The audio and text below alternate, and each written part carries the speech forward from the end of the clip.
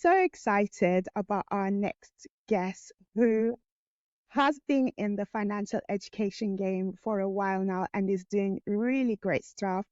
She's a trailblazer with over 100 episodes of Pennies to Pounds. So please check out her podcast. And I was first introduced to her when I was listening to BBC's Wake Up to Money. And I just thought, wow, this young woman is really smart and she's working hard just to educate a lot of young people about how to manage their finances. And then years later, she's done so much working with Channel 4's Money on My Mind, other reputable organizations like Pension Bee, Barclays, Kaplan, to name a few. And I'm excited to then talk about the new book that she's got coming out on the 10th of October. Welcome to From Roots to Fruits, Kia. Thank you so much for having me. I've said this off camera, but I'm super excited to be joining you on this podcast. So yeah, thank you so much. Oh, that's great. I mean, the first thing that I just wanted to find out from you is what inspired this journey for you to really educate people on the best practices of managing their finances. How did it all start off for you? I love talking about this story because I think it really hones in on how we got here. Because some people who don't know me, you just think I just one day woke up and did this. But to go back to the beginning, my parents always taught me about personal finance. They would almost like drip feed me the lessons I needed to know at certain ages. So I remember going to the bank with my mum and opening up my first junior account.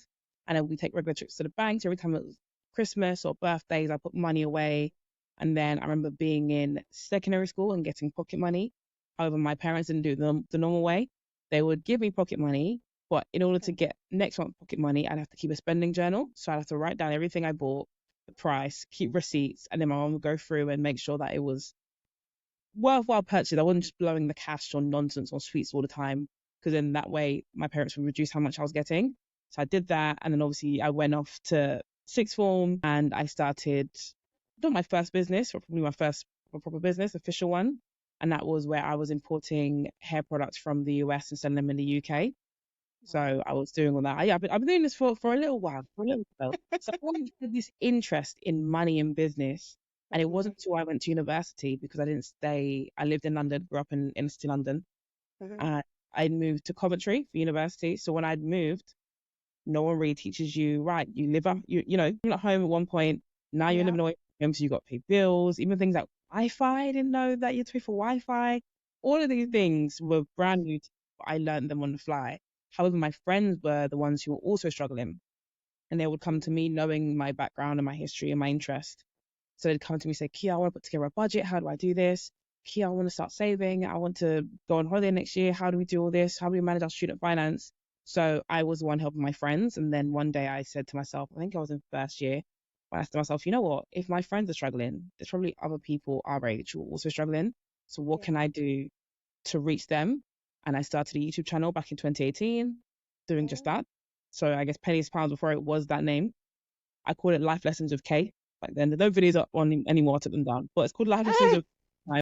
And that was where I essentially was going through. It was mainly finance based, talking about things that you needed to know, from understanding savings, from getting your first credit card, all of those things. And that did somewhat well, but not, I didn't reach as many people as I wanted to. Plus I had university to focus on, I had a lot of stuff going on. So I put that on pause. Then in my final year of university, I had a friend who knew what I'd done a couple of years prior in terms of the videos. And she said, Kia, can you explain the Help to Buy ISA? I don't understand it. My mom's telling me to open one. What does it mean?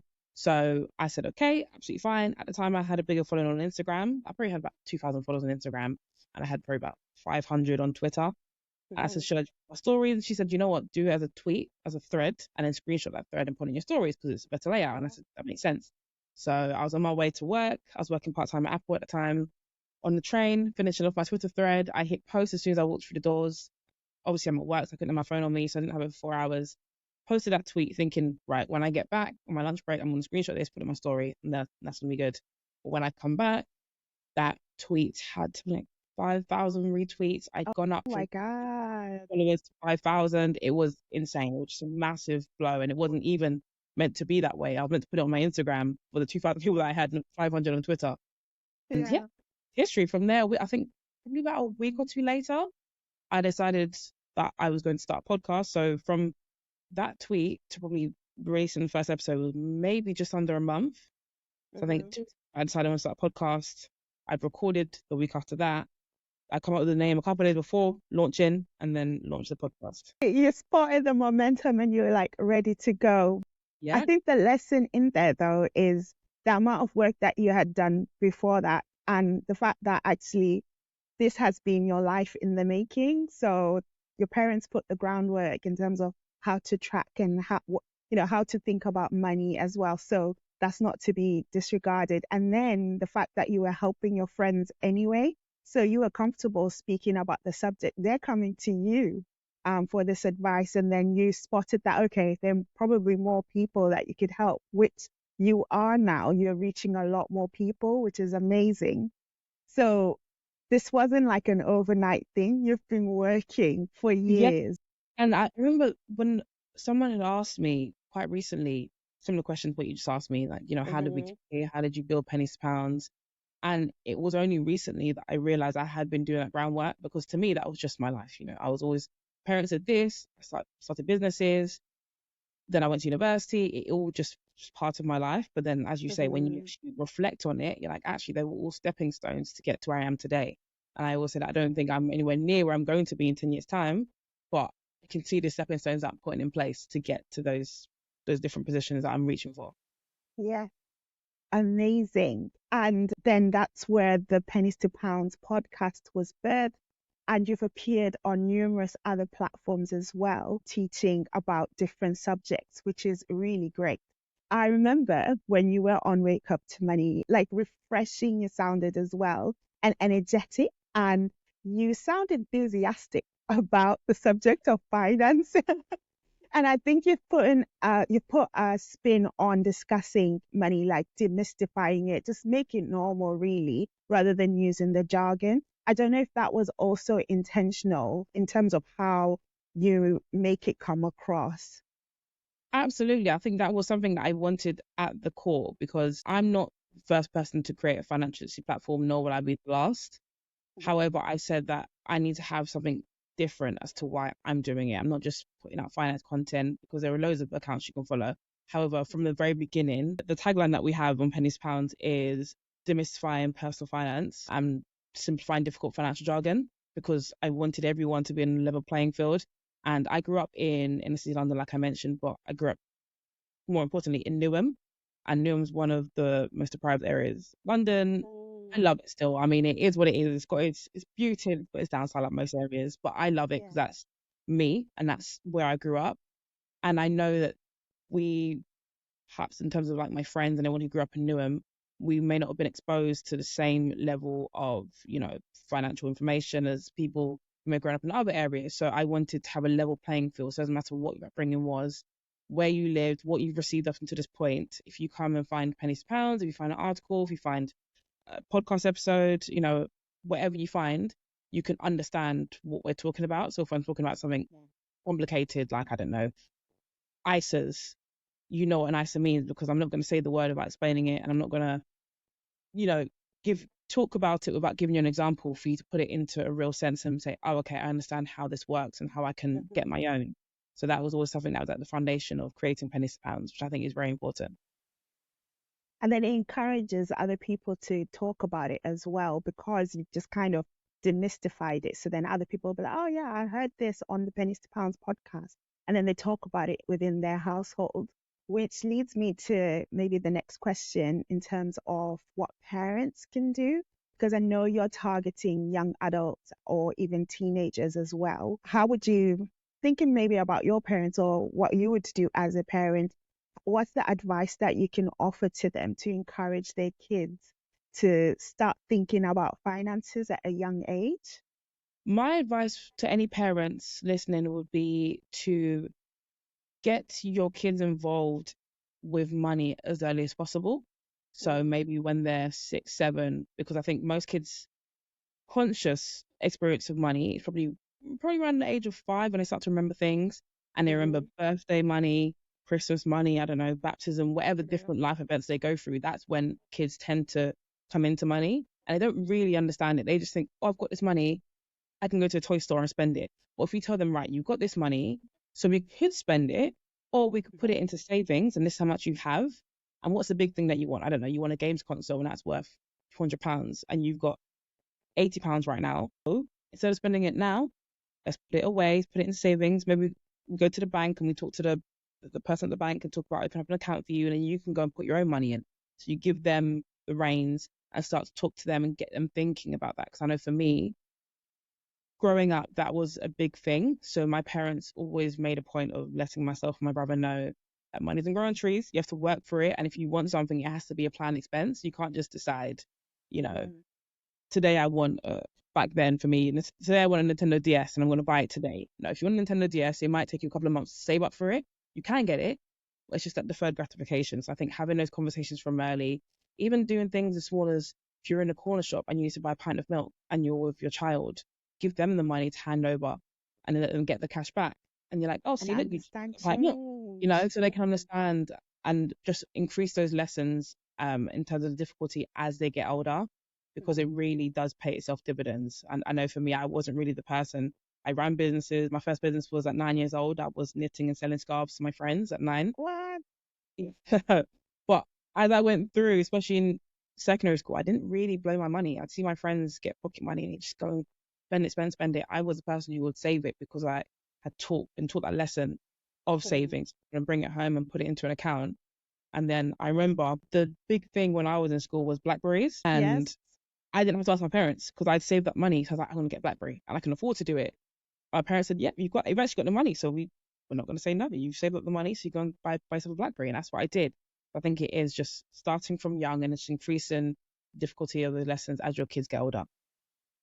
That's so good. And I was just thinking about like my younger years as well. I think because of my attitude to money and what I showed my parents in terms of I can save up for this, and then I would ask them to match it. Like, okay, if I can save £20, can you give me like 10 or 20 so I can go buy this? If I achieved that, they were like, oh, okay, great. Then they would also compensate me. So I think it's all about it's a give and take as well. So yes, the parents have a role to play. And then hopefully the kids as well can start to spot like, okay, this is good for me. They've got an incentive. So just as you said, you had an incentive to then go and buy yourself a Nintendo DS. And then your parents trust you more as well. And I'm sure they're really proud of all the work that you're doing now. Yeah, I hope so. I hope so. I mean, I've always just wanted to, I think like most kids, you want your parents to be proud of you. So creating this off the back of their teachings and it's something I always bring up. I talk about it all the time. So I think my dad can get spoken about more than he's actually present in my talks, but everyone knows about him. People will see my dad sometimes and like, oh my gosh, you're your kid's dad. Oh my gosh, you're amazing. And my dad's like, oh, I talk about him so much because it is so integral to my upbringing as to how I've gotten here today. Yeah, which is a lesson for parents right now that might be listening. Maybe at the time when your child is young, they don't fully understand. But then, as you said, that seed is planted, and then 10 years later, you start to say, like, oh, yeah, that lesson that I taught you, it's still there. So it's something to kind of take seriously. But kind of pivoting the subject now, because it was Pension Awareness Day yesterday. And I know you worked with Pension Bee around kind of discussing the subject. In terms of yourself, hopefully I'm not prying too much as a business owner. I'm thinking about the freelancers that are out there, the temporary workers that are out there. I'm new to being a sole business owner. I was an employee for a very long time, which meant that I had a steady paycheck. So I feel really like uneasy in this year. I'm getting more comfortable, but right now I'm still a little bit like, how do we work this? One of the subjects that I think are really important for people that aren't in full-time contract or a full-time permanent employee is having your own pension pot. I don't know if there's any advice that you could offer, any helpful hints and tips that you could offer to that demographic. Absolutely. First and foremost, though, I want to say congratulations because taking that leap from being an employee, to a business owner is a massive step. Okay, and I'm Yes. in or something. Congratulations, first and foremost. Mhm. Secondly, I understand how it feels because this has been my life properly for the last 4 years. I've been working Mhm. for myself, and inconsistent income and not having that security does bring, it doesn't make you feel certain in your income and your financial future. But there are things that you can do, even though you don't have the benefit of, for example, like a workplace pension, which is a great tool to have a look at for anyone who's listening who is fully employed. If you are self employed, thankfully, we have things called a SIP. Now, a SIP stands for self invested personal pension, and anyone can get a SIP, but it's very important if you're self employed because you won't have that security of a workplace pension. So, you definitely want to have a look at getting a SIP. And that pretty much is a pension fund that you fully control. You invest money into, you still get the tax breaks that you would for any other pension, um, but you can control where it's invested into, how much money you put into it, and it gives you that security for your financial future. There are loads of platforms that offer SIPs now, which is great. A lot of them are digital banks. You wouldn't really find it with your high street banks, I will say. But there are a lot of platforms, like you mentioned, Pension Bee, but places like Moneybox, Nutmeg, Wealthify, all Plum, all these other platforms that do offer SIPs. And that's something Mhm. that you can look to. And I would highly encourage you to do that. And for anyone who is self employed, but not a sole trader, so I'm talking about anyone who's got a limited company, you can also contribute into your pension and gain tax breaks that way. But if you have an accountant, definitely have a conversation with them. But there is additional benefits that you can get if you're contributing from your limited company as well. But anyone listening can open up a SIP right now from today. Doesn't require anything. You can go and have a look and open up a SIP, whether you're in employment, but especially if you're self-employed. Definitely self-invested personal pension is what you need to look at. Yeah, that's great for people to kind of know as well. Like I've got a friend working for Interactive Investor and they've got a SIP as well. So me and a client of mine opened one up together. I was helping her open hers up, and then I looked at myself and I thought, hold on, you've been a business owner now for 9 months and you don't have I haven't been paying into my own personal pension for 9 months. And then I thought, okay, let me get to it, because the state pension really isn't enough when you start to compare how much you get versus what your living expenses will be. So it's something that a lot of people need to take seriously. And staying on the same subject, for young people, is there anything that you can do to encourage them, or that you could say to encourage them? Because you don't think about being, 65 or 67 right now. You're just thinking, I need the money right now. However, it's better to start earlier. So, is there anything that you could say to maybe motivate them to take it seriously? Absolutely. So what I would say is to do a few things. Number one is to have a look if you're in employment, which I think a lot of young people are. If you're in employment and you're over the age of 22 and earning more than £10,000 per year, you will have automatically been enrolled into your workplace pension. If you haven't already, you will have been sent documents or you've got like an online portal. Have a look and see who your pension is with and how much are you contributing, and more importantly, how much is your employer contributing? Because a lot of employers, the benefit of a workplace pension is that your employer contributes alongside you. The minimum contribution is 8%.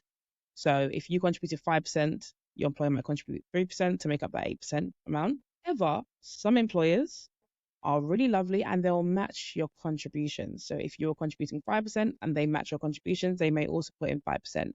The way I like to look at this, because it is hard, like you said, you can't imagine yourself, if you're in your 20s and 30s, seeing yourself in your 60s and 70s is so far away that you can't even picture it. However, think of it instead as your employer contribution is a deferred pay rise because it's extra money that you're getting on top of what you're already earning. Just the fact that the only difference is that you're not going to get that money today. You're going to get it in 30, 40 years' time. However, it's still extra money that you're getting. If your employer came to you and said, hey, I want to give you an extra 5% on top, but you can't access it yet, but you can access it in 40 years' time, are you going to say no? I think most people would say, absolutely, I want the extra money. And that's Yeah. essentially what a workplace pension is. So if you haven't already, or you don't know how much you're contributing or where you're contributing, make sure you have a look at that. Number two, off the back of that, I would say is there are some amazing stats online. We've created it into a post on the Pennies Pounds Instagram page, where you can have a look and see how much you need to have in your pension pot for different levels of living. So they do basic.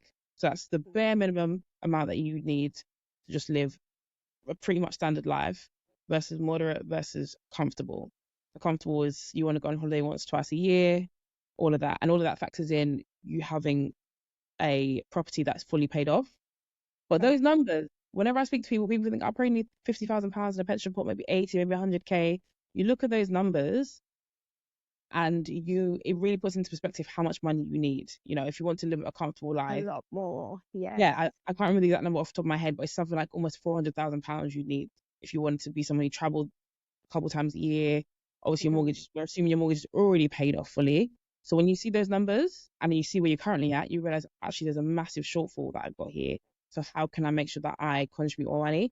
And then finally, is that in terms of how much you should aim to contribute, the standard rule of thumb is about half of your current age. So if you're 20, you should aim to save about 10% of your income into your pension, 30, 15, and so on and so forth.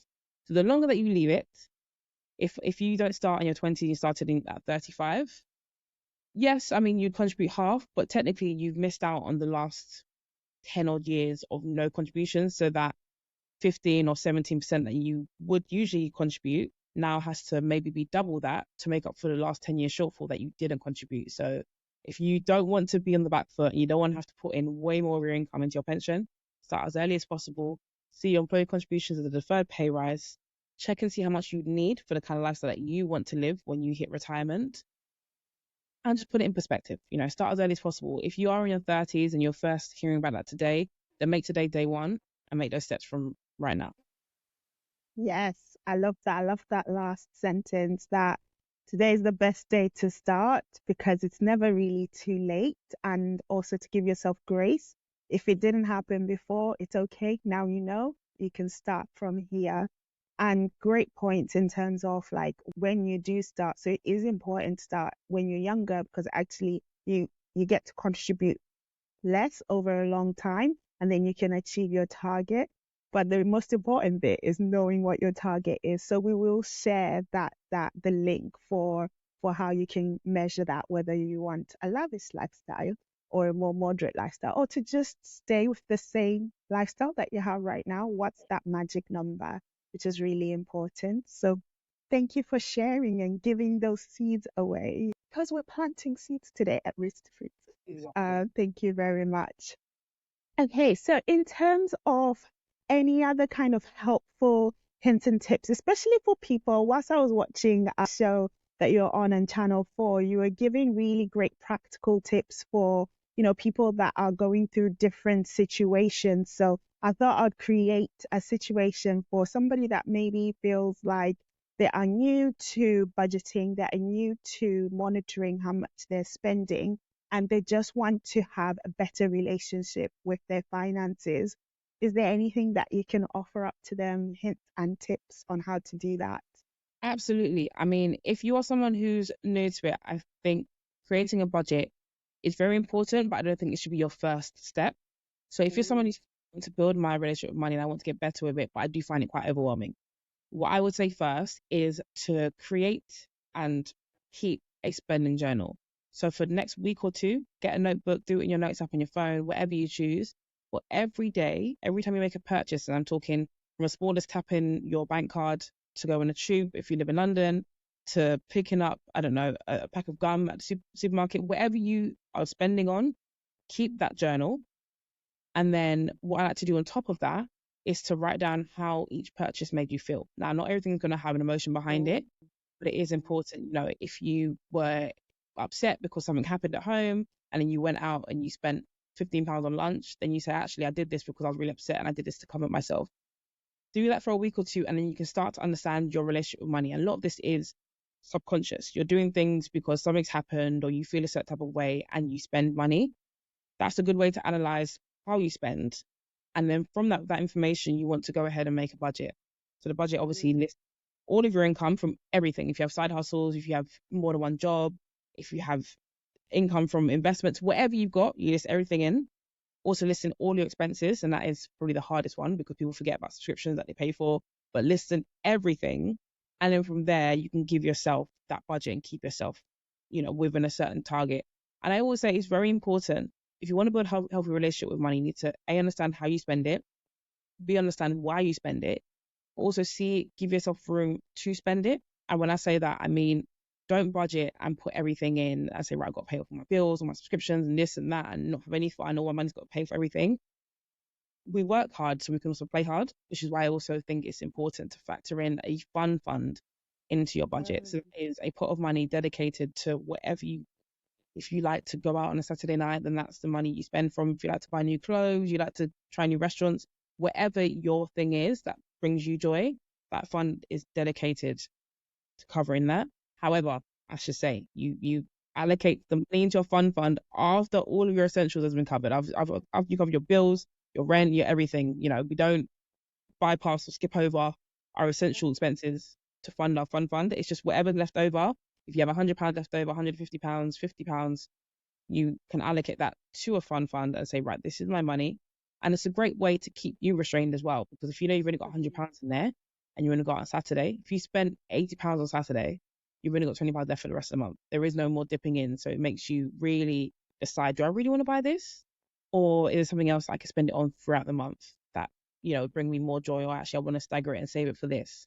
But that's what I'd say if you want to kind of build up a relationship when it comes to money and slowly get into budgeting your money properly. Love it, because it's really hard to stick to a budget if you don't have a target. I was just thinking about me going to the gym. So now I've got this incentive of say, I want to park in the free parking spot. So I have to be out of the gym by 8. Therefore, I have to get there by like 6:30. And I have to go. So now I've made it fun for myself. And I think you can do that with your finances as well, to say, okay, if I want to go out with my friends next month, that's the incentive, that's the fun bit.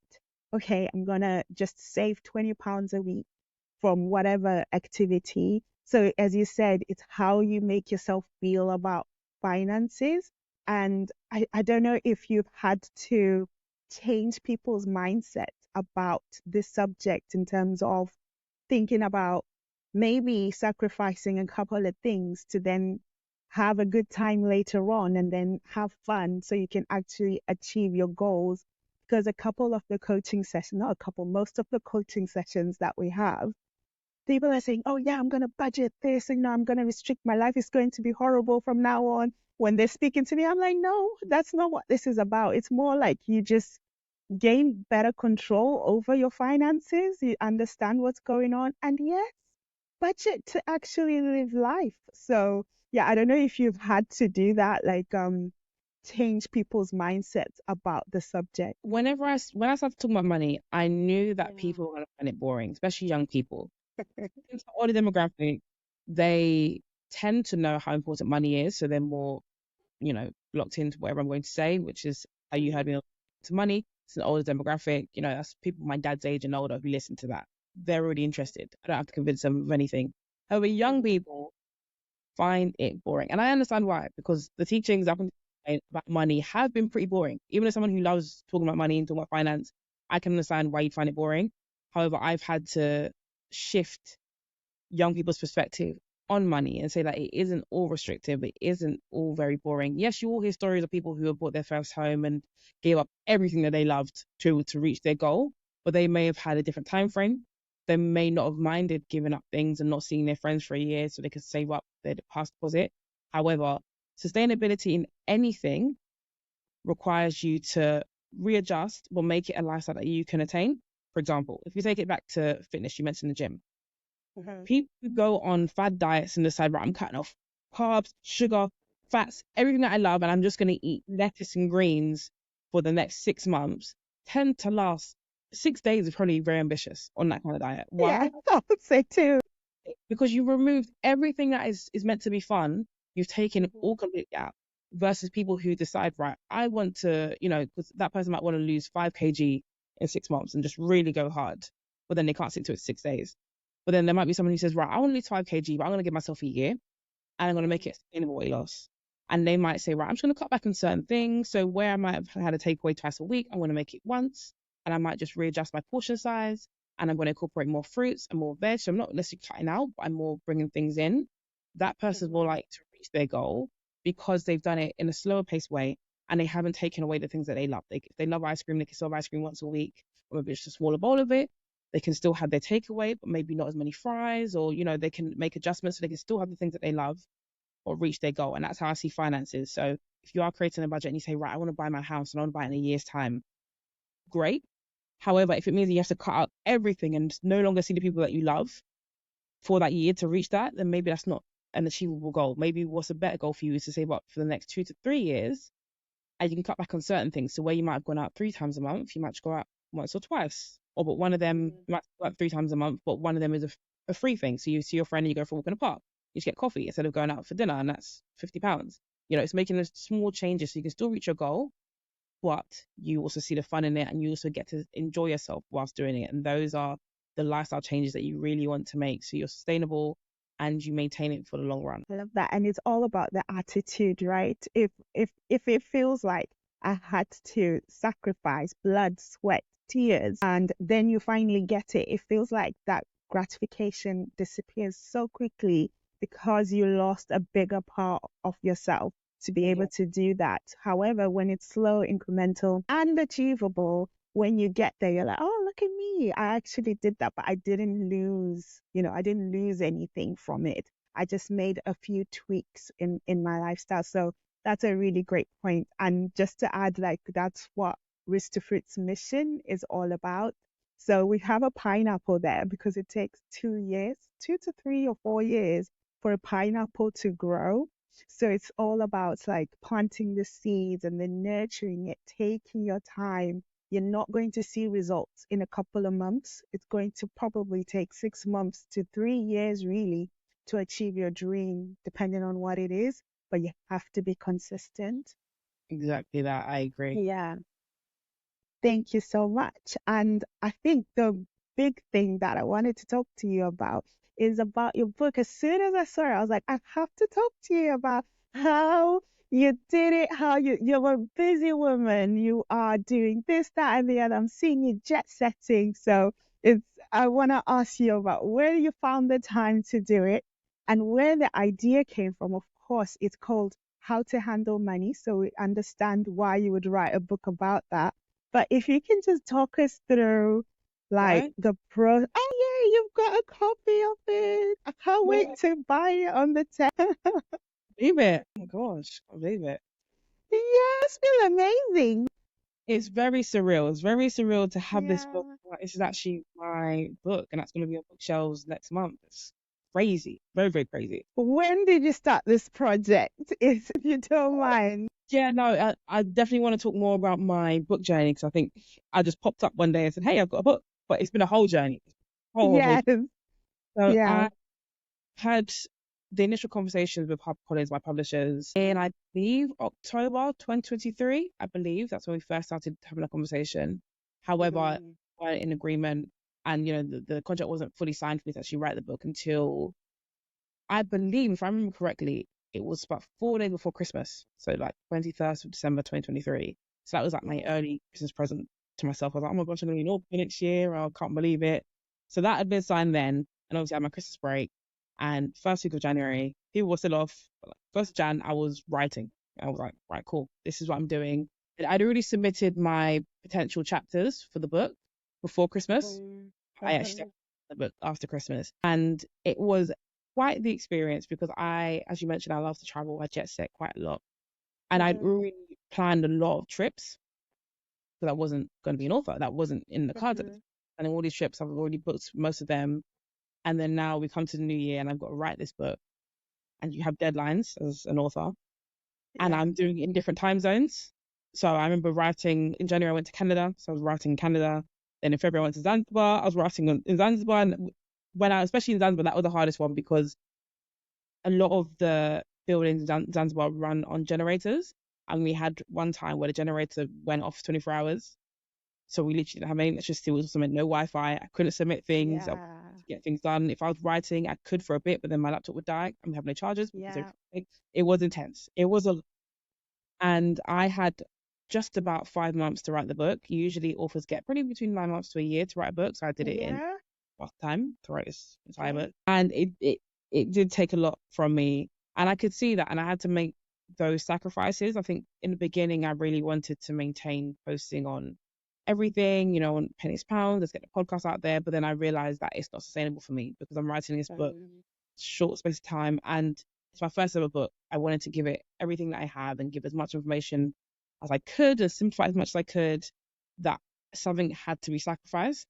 So I had to sacrifice, maybe being as present as I usually am on social media and on our podcast channels and website to be able to complete this book. But I did it, and I can't believe that I did it. And now to actually see it in book form is insane. But it's been a great experience, and even just holding it in my hands, we've had a lot of iterations of what it's going to look like and what the inside's going to look like. I can kind of show you a few pages there. Uh, It's it great. looks fun. Yes. There's tools inside as Yeah, well. exactly. And there's 6 main chapters in this book. At the end of every chapter, I made sure this was my idea. I wanted to have an exercise that would really reinforce what I just learned in the previous chapter. And there's lots of helpful tips in there. I've even did a glossary at the end. I really gave this book my everything. I gave it my absolutely everything because I want it to be a beginner's guide, and it's my first ever book. If I'm going to put my name to something, I want to be very proud of it, and I am. And it's just incredible to have it in my hands You now. should be. You should Yeah. be. And just as you said, in terms of like the way that you come across, as well as on all platforms, and the pennies to pound brand as well, the information that you get on the website and anywhere else, it's that you're providing value. So I hear you in terms of when you then created this book, you wanted to make sure that you're still providing the same value that you would on in all the other projects that you do work on. So I'm glad that it then came to life and we're seeing it. And so we're talking 12 months really from when you started talking about it to it being published. That's huge. And it's huge. And I've been seeing you at like loads of stuff when you're a panelist here, there, and everywhere. And you're still writing your book in the background. That's just dedication and like motivating as well that, if you work hard at something, then you can have it in your hands. So that's really great. Yeah, no, it's been such a journey, and like you mentioned, I did have work to do, and I couldn't announce it really until August. So I had this whole book that I was writing, and even when I finished writing, I couldn't really celebrate it. Well, I celebrated it obviously with my close friends and family, but I couldn't really announce that I had a book until I was able to. And then when I was like, oh my gosh, guys, I've been doing this secretly, and I even had people who know me ask me like, oh, you should write a book one day, and I was like, oh, maybe if the opportunity comes, maybe one day, knowing that I don't the pipeline probably should be in print right now, but I had to keep it secret to be able to announce it. You can hit them up now, like to be like, hey, you want to pre-order, please? Thank you so much.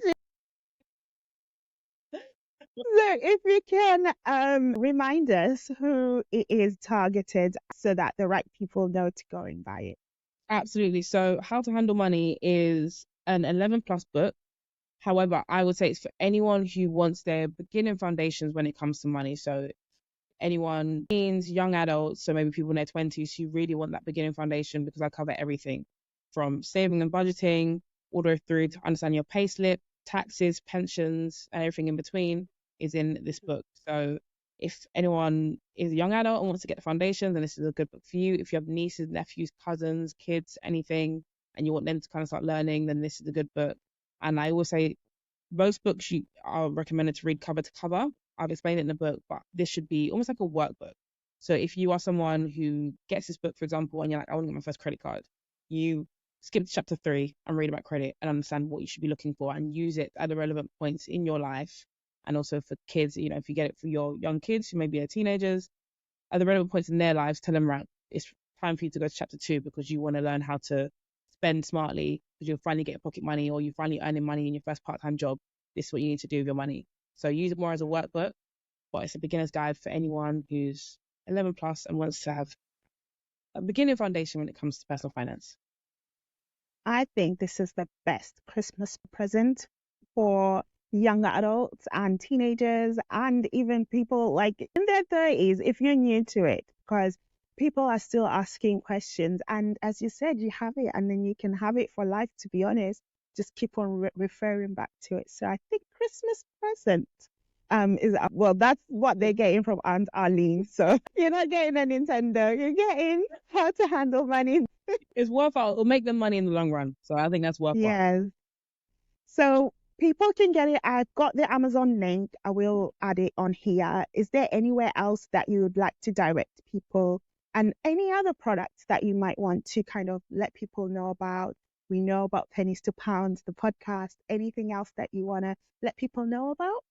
Of course. So yes, like you mentioned, the book is available to buy on Amazon, and then once it actually comes out, it'll be available on your bookstores, WH Smiths, Waterstones, everything. So you can go and buy it there as well.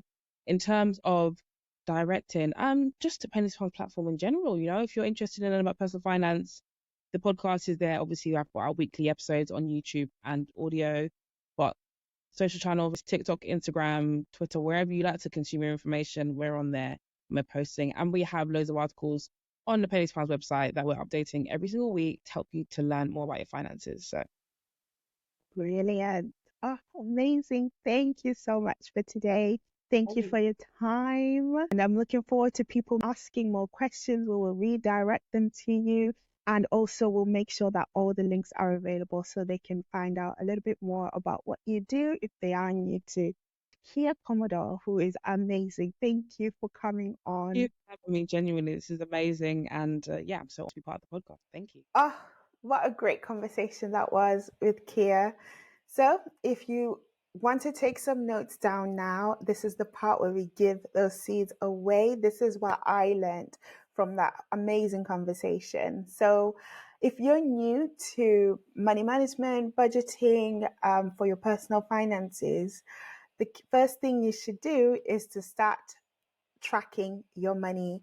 Just have a spending journal where you write down what you're spending on each week, how that makes you feel, and why you might be spending that, because that's when you start to spot your attitude towards money. So start there and then create a budget for yourself. Give yourself grace, and also big points around kind of your pensions, especially if you're a freelancer, self-employed, business owner. Then set up a self-employed pension plan. So you can look for those online.